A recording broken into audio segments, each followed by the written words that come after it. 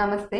నేను మీ doctor Aishwarya, consultant pediatric surgeon in అమీబాస్ చిల్డ్రన్స్ క్లినిక్, తుర్కియంష. ఇప్పుడు మనం అన్‌డిసెండెడ్ టెస్టిస్ అంటే వృషణాలు కిందకి లేకపోవడం అనే దాని గురించి మాట్లాడాం. పిల్లలు పుట్టిన తర్వాత కానీ, లేకపోతే స్నానం చేపించిన తర్వాతైనా గజ్జల్లో వాపు లేదు, దాంతో పాటు బీజంలో ఏవి లేకపోవడం, వృషణం లేకపోవడం ఒకవైపున గానీ, లేకపోతే 2 వైపున గానీ లేకపోవడం అనేది గమనించొచ్చు. ఇలా గమనించినప్పుడు ఏం చేయాలి డాక్టర్? ఎందుకు వృషణం అన్నది నాకు కింద కనిపించట్లేదు అన్న డౌట్ అందరికీ వస్తుంది. నార్మల్‌గా తల్లి కడుపులో ఉన్నప్పుడు శిశువుకి వృషణాలన్నవి పొట్టలోనే ఉంటాయి. కిడ్నీ పక్కన పొట్టలోనే ఉంటాయి. అది స్టేజెస్‌లో కిందకొస్తుంది. కిందకొచ్చి బీజాల్లో ఉండిపోతుంది. అలా వచ్చి అది 7 మంత్స్ లోపల రావాలి. 7 మంత్స్ టు 8 మంత్స్ ప్రెగ్నెన్సీ అప్పుడు 7-8 మంత్స్ లోపల కిందకొస్తాయి. కొంతమంది పిల్లలు నెల నిండక ముందు పుడతారు. ఇప్పుడు 7th మంత్‌లో పుట్టిన బేబీ 28 వీకర్స్, 32 వీకర్స్ ఉంటారు.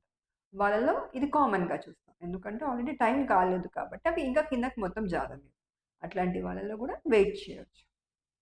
అది కిందకి జారనప్పుడు మనం దీన్ని అన్‌డిసెండెడ్ టెస్టిస్ అంటాం.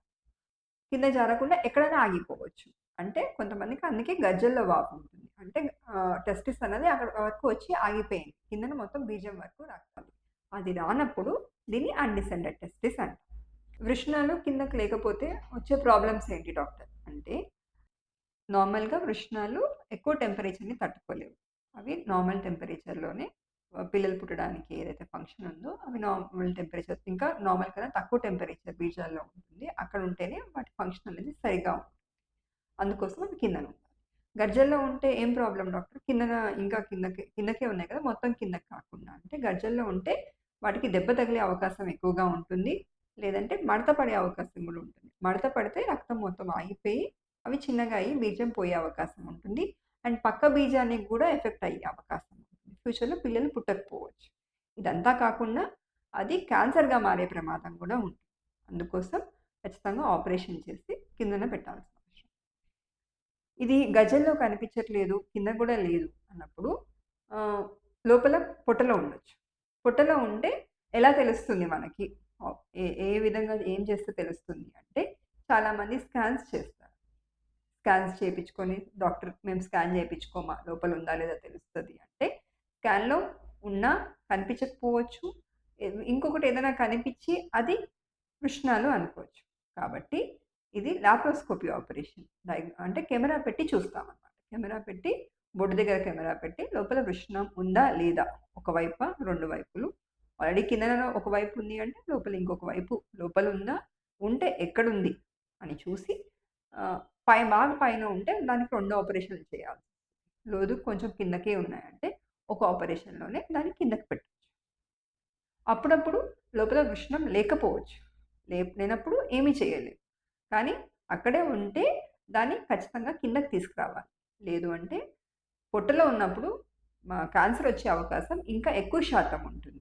కిందన గజ్జల్లో ఉండేదానికన్నా పొట్టలో ఉన్నప్పుడు క్యాన్సర్‌గా మారే ప్రమాదం చాలా ఎక్కువ ఉంటుంది. కాబట్టి ఇది ఆపరేషన్ చేసి కిందన పెట్టాల్సిన అవసరం అయితే ఉంది. దీని గురించి అందరూ అనుకునేదేంటంటే, డాక్టర్ మా పిల్లలు పెరుగుతున్న కొద్దీ అది కిందకొస్తాయి కదా! అని చాలామంది అనుకుంటారు. పక్క వాళ్ళు గూడా చెప్తూ ఉంటారు. దానివల్ల వీళ్ళందరూ లేట్‌గా వస్తారనమాట. పిల్లలు 10 ఇయర్స్, 14 ఇయర్స్ గూడా కొంతమందయితే పెళ్ళయ్యి తర్వాత గూడా వచ్చిన వాళ్ళు గూడా ఉన్నారు. కానీ ఈ ఆపరేషన్ అనేది 6 మంత్స్ పిల్లలు పుట్టిన తర్వాత 6 మంత్స్ లోపల చేస్తే హీట్ ప్రాబ్లమ్ లేకుండా అన్నది ఫంక్షన్ అట్లనే ఉంటుంది. 6 మంత్స్ దాటిన తర్వాత 1 ఇయర్ వరకు పర్వాలేదు కానీ దాని తర్వాత నుంచి మెల్లమెల్లగా ఆ వృషణాలన్నవి చిన్న చిన్నగా అయిపోయి అవి హార్మోన్స్ ప్రొడ్యూస్ చేసేవి తగ్గిపోతాయి. కాబట్టి 6 మంత్స్ వరకు చేయడం చాలా ఇంపార్టెంట్. కాబట్టి తెలిసిన వెంటనే మీరు కనుక్కున్న వెంటనే పిల్లల డాక్టర్ దగ్గర కానీ, పీడియాట్రిక్ సర్జన్స్ దగ్గర కానీ ఖచ్చితంగా రండి. Thank you.